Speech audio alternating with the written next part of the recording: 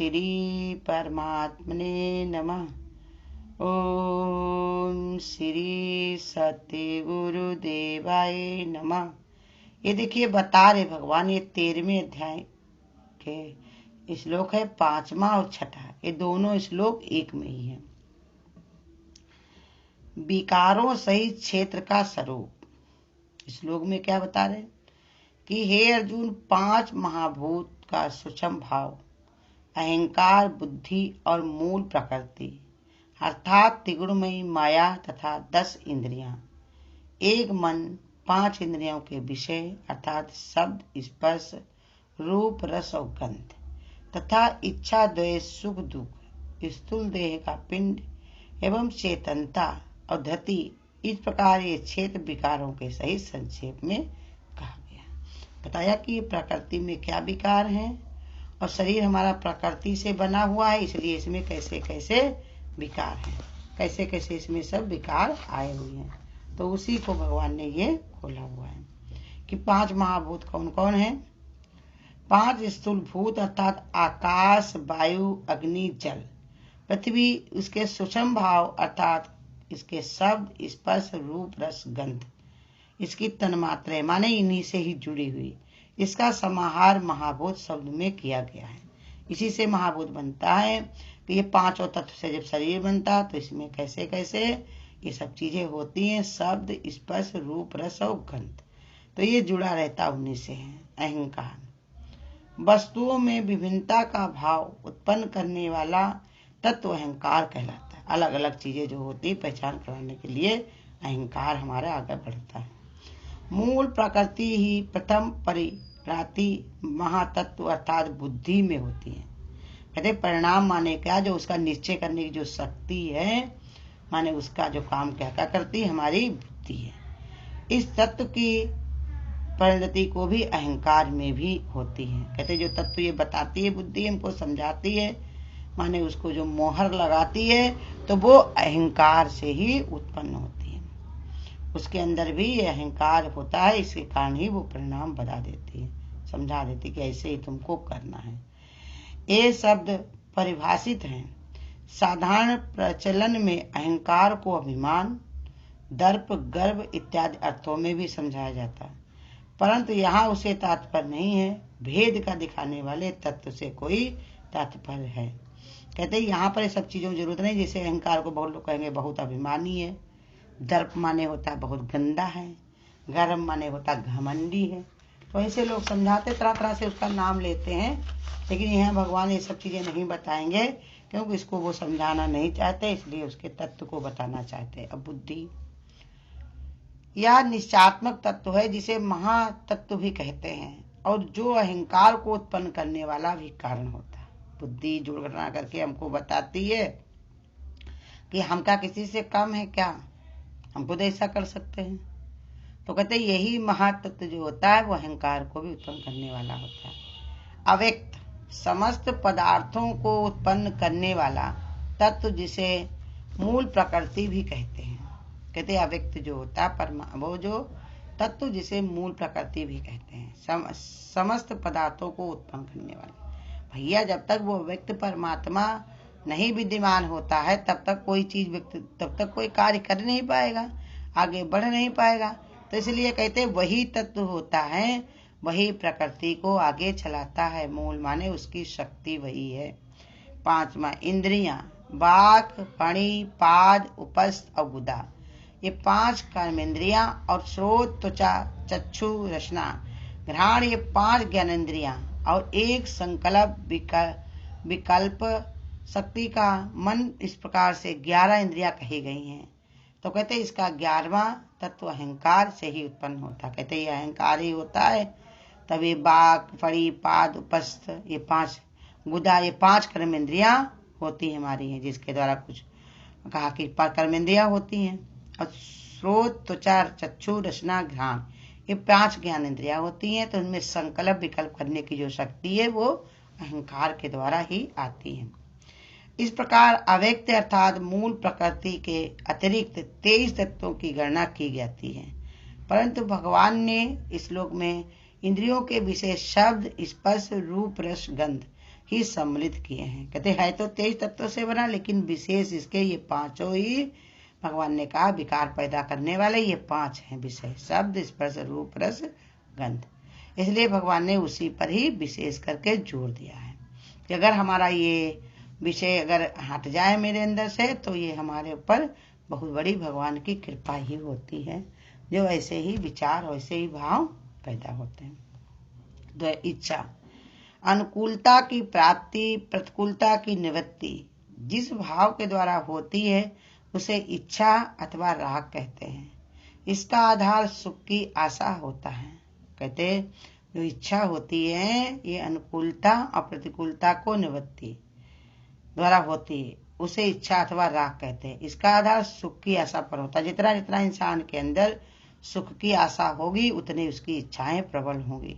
और द्वेष, प्रतिकूलता की प्राप्ति, अनुकूलता की निवृत्ति जिस भाव से होती है उसे द्वेष कहते हैं। इसका आधार दुख की आशंका। कहते हैं अगर किसी से द्वेष हम क्यों करते हैं, क्योंकि हमें डर लगता है कि हमको कहीं ये दुख ना दे दे, आगे चलकर ये दुख ना बन जाए, इसी के कारण हम द्वेष कर बैठते दूसरे से। और सुख, अनुकूलता की प्राप्ति, प्रतिकूलता की निवृत्ति से ही जो अंतःकरण में प्रसन्नता होती है वही सुख है। कहीं तुम्हारे हिसाब से अगर मिल जाए तो वही खुशी देती है।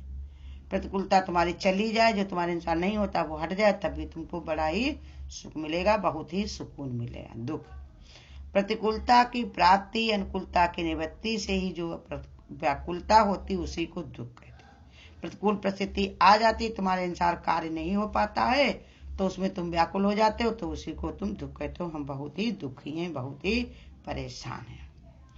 संघात, 5 स्थूल भूतों में से बना हुआ शरीर रूपी पिंड है और जिसमें सब इंद्रियां कार्यशील रहती हैं, उसे संघात बताया जाता है। कहते 5 इंद्रियां जो भूतों में हैं शरीर रूपी पिंड में, तो जिसमें सब इंद्रियां कार्यशील हैं उसे ही संघात, माने उन्हीं के ही कार्य में ये सब 5 भूतों में ही इस शरीर में पिंड में सब इंद्रियां लगी करके सारे काम करती हैं, उन्हीं का ही संग करती हैं। चेतना, जिस शक्ति के द्वारा सुख दुख इत्यादि पदार्थों का अनुभव किया जाता है उसे चेतना कहते हैं। चेतनता ही चेतना है, उसी के ही से सब सुख दुख इत्यादि पदार्थों का अनुभव किया जाता। धृति, विविध भावों को धारण करने की जो शक्ति है उसे धृति कहते हैं।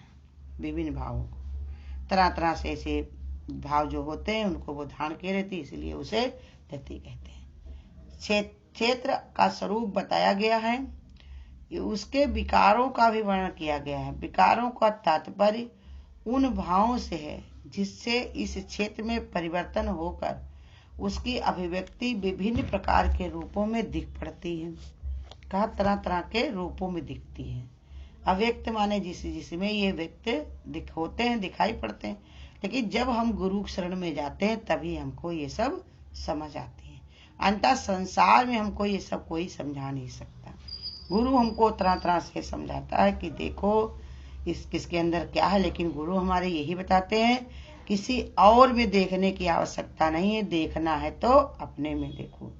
किस समय हमारी बुद्धि काम करती है, किस समय हमारी इंद्रियां क्या विचार करती हैं, इच्छा कौन चीज की है, दोष हमारा किससे है, सुख कहाँ पर हम देखते हैं, दुख हमको कहाँ पर लगता है, चेतना मेरी कहाँ जागृत होती, और धृति हमारी क्या है जो धारण कर लेती है।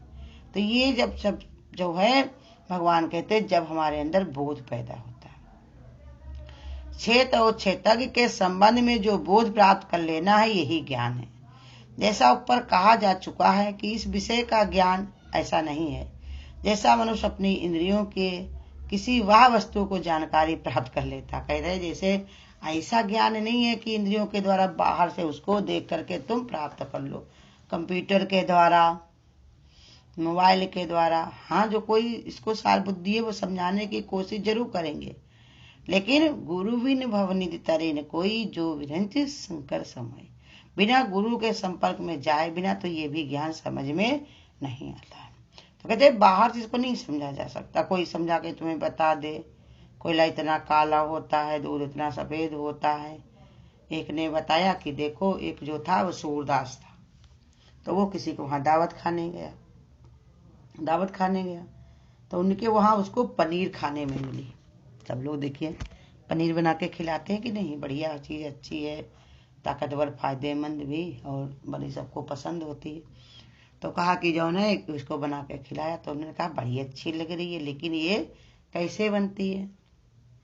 तो पड़ोस में एक बैठा था, उसने कहा ये दूध से बनती है। कहा दूध क्या होता है? कहा दूध जो गाय होती है उसका जो है दूध वो देती है, उसी का ये सब बनता है, पनीर बनता है, खोया बनता है, ये सब बताया। तो कहा कि गाय कैसी होती है?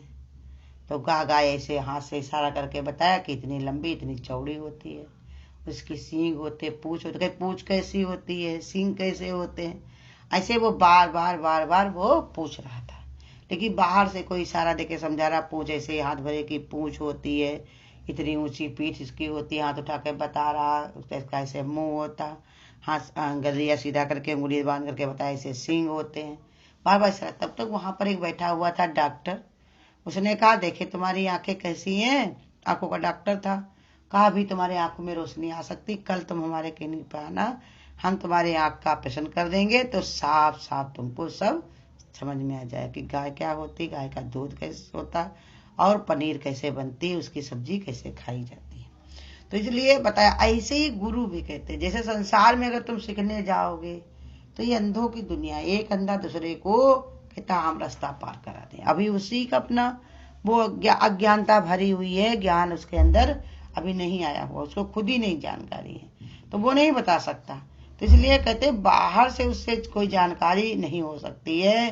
अगर जानकारी होगी उसको, तो कोई परमात्मा के भक्त की, जो आत्म तत्व को थोड़ा जानता हो, समझता हो, पूरा तो भगवान कहते किसी को पाता ही नहीं। भगवान की महिमा को पूरा कोई नहीं जान सकता, वह उनके मर्म को कोई ना समझ सकता, ना कोई समझा सकता। हाँ, बस थोड़ा बहुत इशारा कर देते हैं, समझदार को इशारा ही बहुत हो जाता है।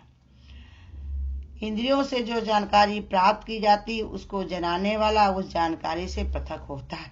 कहते अगर इंद्रियों के द्वारा भी समझाया जा रहा, कोई बात समझाया जा रही, हाथ से बता रहा इतनी पूंछ होती, इतनी ऊंची पीठ होती, ऐसे सिंग होते, लेकिन उसको भी तो समझाने वाला कोई और अंदर बैठ के समझा रहा है ना, उसको कहाँ तुम जान पा रहे हो? तो कहते परंतु जिस ज्ञान का यहाँ वर्णन किया गया है वो इस प्रकार का नहीं है।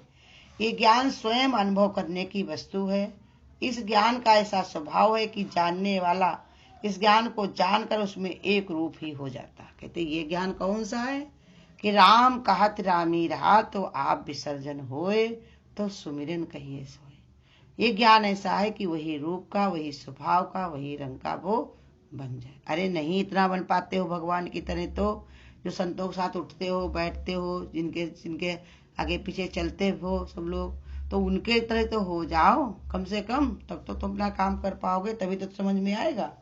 भगवान ने कहा कोई भी कार्य सीखने के लिए तुम उसको समझना ही नहीं चाहते, जानना ही नहीं चाहते।